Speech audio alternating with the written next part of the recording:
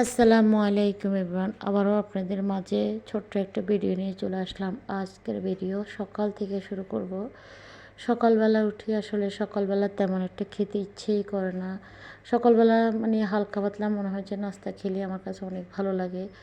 তো আমি সকালবেলা উঠি একদম একটা ডিম ভাজি করে সবাইকে নাস্তা দেওয়ার পরে আমি খাওয়াটা শুরু করলাম। তো একটু ডিম ভেজে একটু পাউরুটি দিয়ে নাস্তাটা সেরে নিলাম। এরপরে একটু চা খেলে তারপরে চলে গেলাম কিচেনে আমি এখানে মানে একদম শীতকাল তো আসলে সময় কুলিয়ে পাই না, একদম শর্ট করে রান্না করতে তো ছিল একটা মাছ ছিল, তেলাপিয়া মাছ ছিল 5 পিস কাটা। তো 5 পিসকে আমি পরিষ্কার করে ধুই একটু আলু দিয়ে সব ধরনের মশলা দিয়ে রান্নাটা বসাই দিলাম, একটু ধনিয়া পাতা দিয়ে নামাই ফেললাম। এখানে আমি আর লম্বা করে বলিনি কী দিচ্ছি, আসলে রান্না সবসময় আমি যা দিই সেগুলোই দিলাম।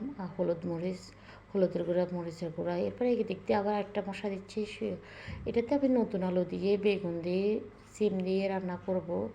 তো রেসিপিটি সবার সাথে থাকবেন প্লিজ, আমার পুরো রেসিপি দেখবেন, ইনশাল্লাহ আপনাদের কাছে অনেক ভালো লাগবে।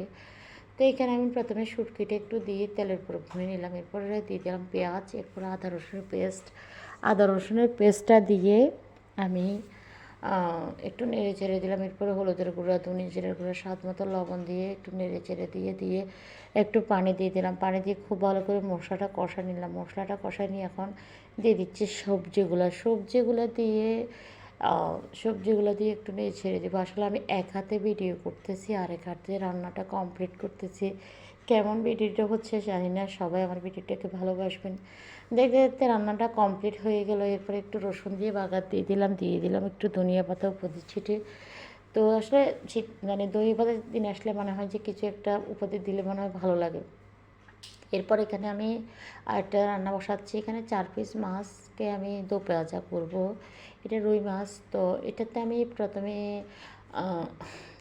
আমি কী করলাম, তা কড়াই বসা দিলাম। কড়াইতে আমি পেঁয়াজ দিয়ে দিলাম, আদা রসুনের পেস্ট দিয়ে দিলাম।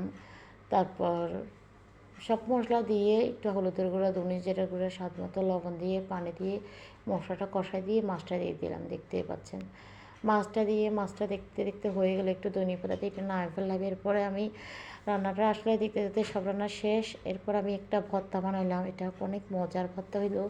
এটা পেঁপে ভর্তা, অনেক মজা। আসলে কাজকাম শেষে মনে হয় যে কিছু একটা খাই, তাও টক জাতীয় জিনিস।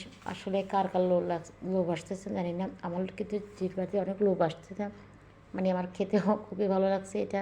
তো আজকের মতো বিদায় নিলাম, আল্লাহ হাফেজ, সবাই ভালো থাকবেন।